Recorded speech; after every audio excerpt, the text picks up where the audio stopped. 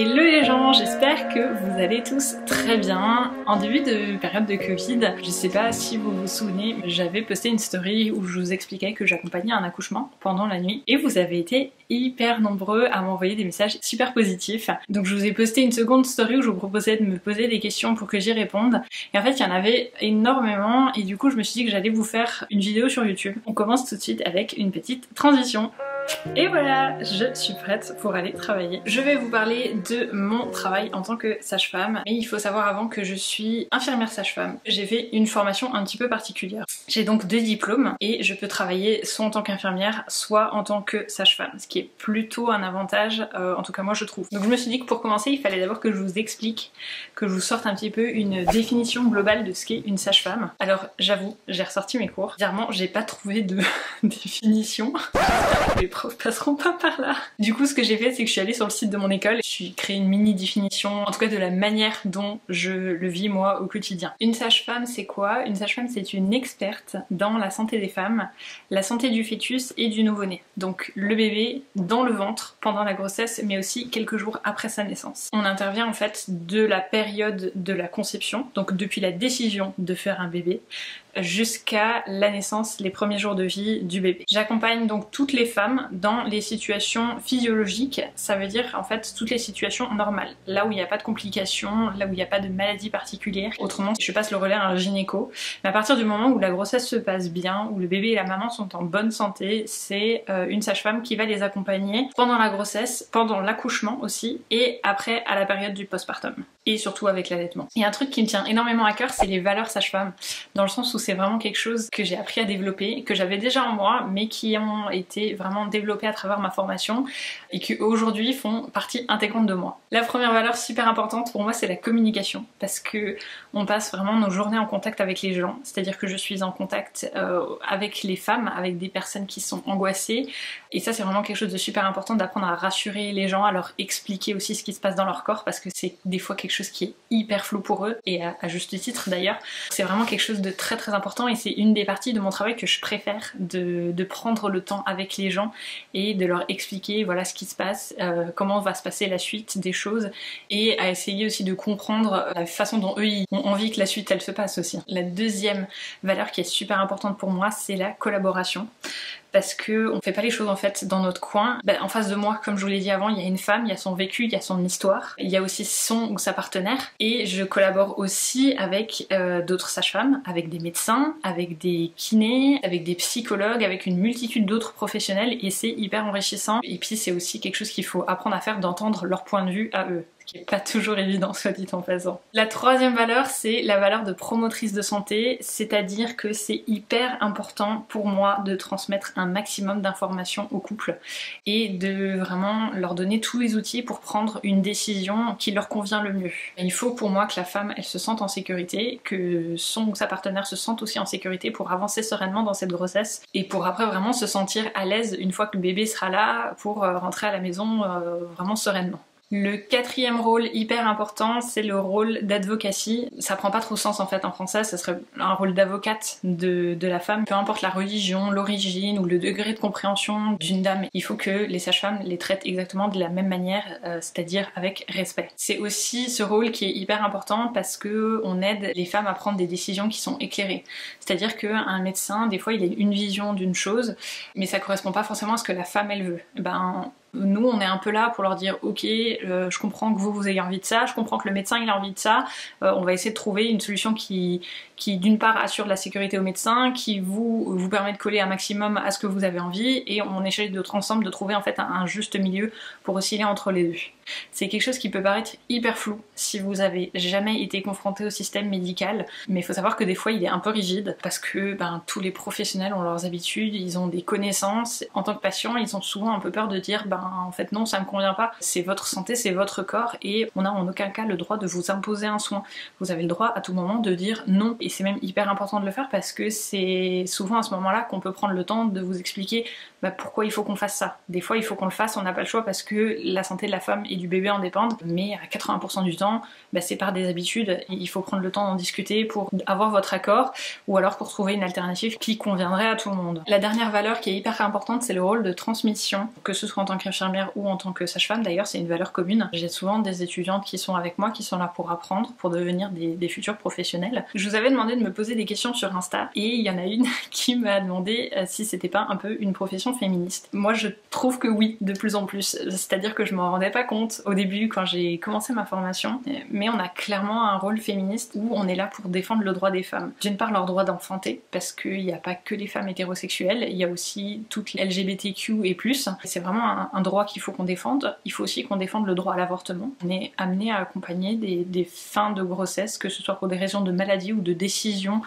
personnelle. On doit défendre aussi le droit à la contraception, puisqu'on est là pour prescrire aussi les contraceptifs, vous accompagner pour choisir votre contraceptif. On est aussi là pour promouvoir d'une certaine manière l'égalité homme-femme, parce que c'est hyper difficile, mais on est dans un métier qui est très centré sur la femme, mais les papas ont aussi leur place à la naissance, et il faut pas qu'on les néglige. Enfin, la grossesse, c'est un moment privilégié pour identifier des moments de violence au sein du couple ou de la famille. Je m'en rendais pas forcément compte, mais au fur et à mesure, ça a un petit peu fait son bonhomme de chemin, et je me rends compte que oui, ce métier me rend de plus en plus féministe. On m'a aussi demandé s'il y avait des hommes qui faisaient ce métier, et oui, il y a des hommes qui font ce métier. Ils s'appellent différemment. Il y a des hommes qui disent des hommes sages-femmes, il y en a d'autres qui disent des maïoticiens, ou il y en a d'autres qui disent juste voilà, je suis sage-femme en se présentant. Oui, il y a des hommes qui font ce métier, et d'ailleurs je trouve ça super cool parce que c'est aussi une manière de promouvoir l'égalité entre les hommes et les femmes. Donc au niveau de mon travail à proprement parler, il y a vraiment une multitude de possibilités. Encore plus moi vu que je suis infirmière, mais déjà strictement en tant que sage-femme, j'ai la possibilité de travailler dans plein d'endroits différents. Déjà il faut savoir que je peux travailler à l'hôpital. À l'hôpital je peux faire des consultations, c'est-à-dire pendant toute la période de la grossesse, je peux faire des consultations avec les dames.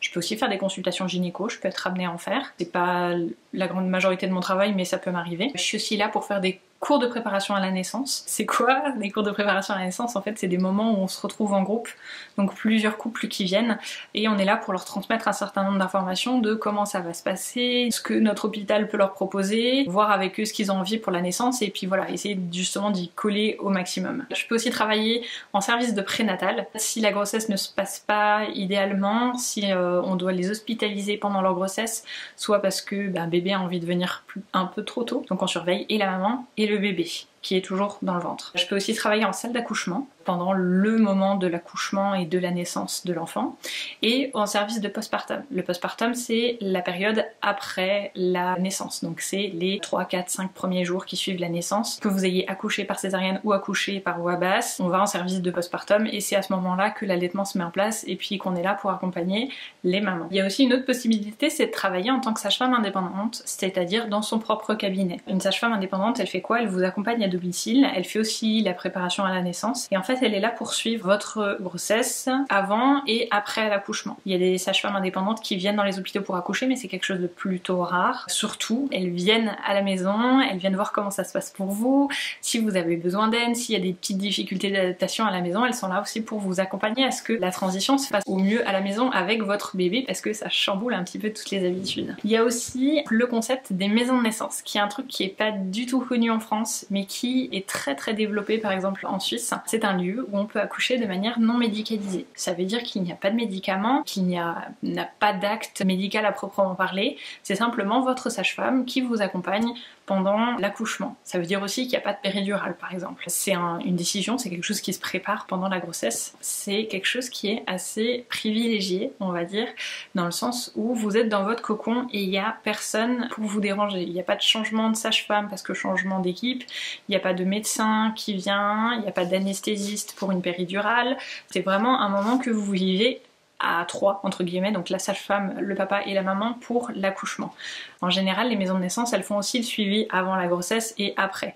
Ce qui veut dire que tout votre suivi de grossesse il peut être fait par la sage-femme qui va vous accoucher et qui va vous suivre au postpartum. Et ça je trouve que c'est un truc juste hyper génial de pouvoir vivre ces 9 mois hyper particuliers en fait avec quelqu'un dont vous avez appris à faire confiance et que vous connaissez bien. C'est quelque chose qui est pas connu en France. Pourquoi? Parce que en France la majorité des accouchements se font dans les hôpitaux. Actuellement, si je ne dis pas de bêtises, les maisons de naissance sont en essai en France. C'est-à-dire qu'il y en a moins d'une dizaine qui ont eu le droit d'ouvrir et qui font une phase test en fait pour voir si ça pourrait fonctionner ou pas. Mais il faut savoir qu'il y a plein d'autres pays qui le font où ça fonctionne très très bien. Donc mon quotidien, comment ça se passe? C'est un peu particulier parce que je travaille dans un petit hôpital, ce qui fait que quand j'arrive, je ne sais jamais ce que je vais avoir. Je trouve ça hyper cool parce que c'est la surprise à chaque fois que j'arrive. La particularité en fait de l'hôpital dans lequel je travaille, c'est que on peut faire de tout. J'ai du postpartum, du prénatal, de la salle d'accouchement, j'ai des consultations, j'ai des cours de préparation à la naissance. Tout ce que je vous ai expliqué avant en fait je l'ai. Et en plus on fait de la gynécologie. Donc vu que je suis infirmière c'est plutôt intéressant parce que je peux aussi faire cette partie gynécologie qui normalement est dans un service encore à part. Donc en fait j'arrive et je découvre ce qu'il y a quoi. S'il y a une dame en salle d'accouchement et qu'il faut aller prendre le relais de la collègue, et ben je vais faire ça. S'il y a une dame qui vient en consultation en urgence, et ben je vais aller voir la consultation en urgence. S'il y a des opérations gynécologiques qui sont programmées, ben je vais aller faire de la gynéco. Vraiment de jour en jour, c'est hyper particulier et je vis des choses différentes tous les jours. Faut que je regarde encore les questions que vous m'aviez posées parce que je suis sûre que je vais en zapper. Du coup, tu n'as pas besoin de suivi de gynéco, tu peux faire ton suivi toute seule. Oui, exactement, je peux faire mon suivi toute seule. Si tout se passe bien, j'ai pas forcément besoin du gynécologue du fait qu'il soit là.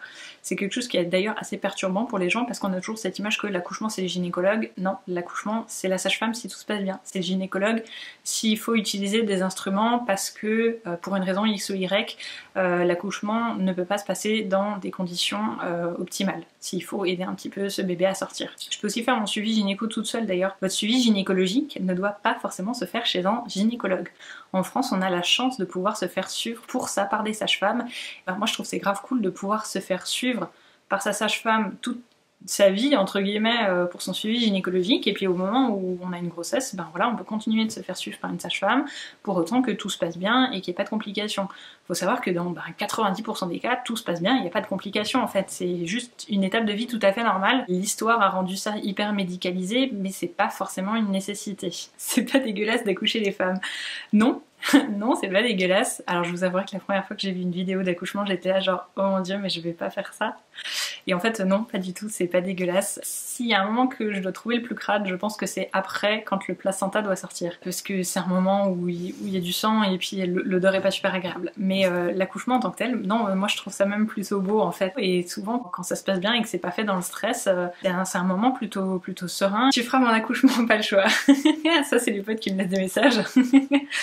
Des anecdotes aussi, alors ça je vous le garde pour une prochaine fois parce que j'en ai effectivement plusieurs à vous raconter, il faudra suivre les prochaines vidéos. On est une bête d'équipe? Non, ça c'est ma collègue. Oui, on est une bête d'équipe, franchement on est génial. D'ailleurs c'est un truc hyper important, peu importe où vous travaillez, c'est hyper important que vous vous entendiez bien avec l'équipe avec laquelle vous bossez parce que c'est vraiment, ça vous fait tout, vous pouvez avoir le pire boulot de votre vie, si vous avez une équipe qui est géniale, bah, ça se passe super bien et vous avez plaisir à aller au boulot.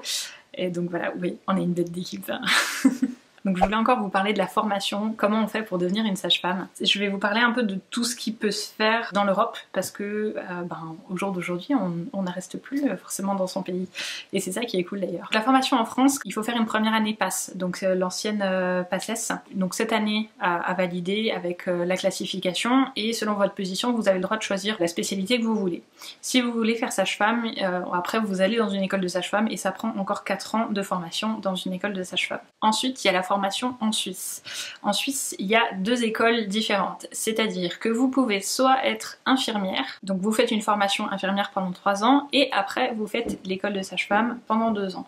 Donc au total ça vous prend 5 ans, ce qui correspond aussi à la durée de formation en fait en France. La deuxième option c'est directement après leur bac à eux, vous pouvez aller en école de sage-femme et dans ce cas-là ça prend 3 ans et vous êtes sage-femme. Moi ce que j'ai fait un truc un peu tordu, c'est que j'ai fait mon école d'infirmière en France qui m'a donc pris 3 ans et après je suis allée faire l'école de sage-femme en Suisse qui m'a aussi pris 2 ans. J'ai fait un peu des détours pour la simple et bonne raison en fait que je connaissais pas du tout le milieu hospitalier et je me suis dit mais en fait je sais pas si je supporte la vue du sang, si j'aime être en contact avec les gens en fait tout simplement. Donc je me suis dit je vais en école d'inf, comme ça si au pire sage-femme ça me plaît pas, j'ai un autre diplôme, je peux toujours faire infirmière. La formation infirmière a l'avantage que au bout de 3 mois vous avez un stage. C'est-à-dire qu'au bout vous faites 3 mois d'école et au bout de 3 mois vous allez en stage pour voir comment ça se passe dans les hôpitaux. Donc ça me permettait aussi de me dire ok au bout de 4 mois grosso modo je saurais si j'ai envie de faire ça ou pas. A contrario si vous faites le pass et que après ça vous plaît pas, voilà vous avez perdu un an de votre vie, vous pouvez rien en faire en fait de votre pass. Donc voilà j'ai pris cette décision, enfin il y a plein de façons différentes de se former.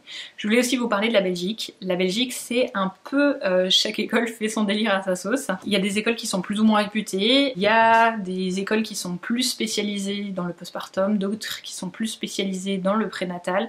C'est vraiment hyper important de se renseigner avant si vous voulez aller faire votre école en Belgique. La méthode de sélection est aussi complètement différente d'une école à l'autre. Il y a des écoles où c'est sur concours, il y a des écoles où c'est sur dossier et il y a des écoles où c'est au tirage au sort. Il faut vraiment voilà, vous renseigner avant et être sûr du choix que vous faites. Il faut savoir aussi que les sages-femmes en Belgique ne font pas les accouchements. Elles suivent la période de travail mais c'est le gynécologue qui fait les gestes et la technique de l'accouchement. Au niveau salaire, donc je pourrais juste vous parler du salaire en France. Il faut savoir qu'en début de carrière on peut toucher 1600 € brut par mois et puis en fin de carrière on peut aller jusqu'à 2007-2008 € par mois selon où vous travaillez. C'est-à-dire que si vous travaillez en privé forcément vous aurez un meilleur salaire en début de carrière, si vous travaillez en public vous aurez un meilleur salaire en fin de carrière. J'espère que j'ai répondu à toutes vos questions, j'espère que ça vous a plu surtout.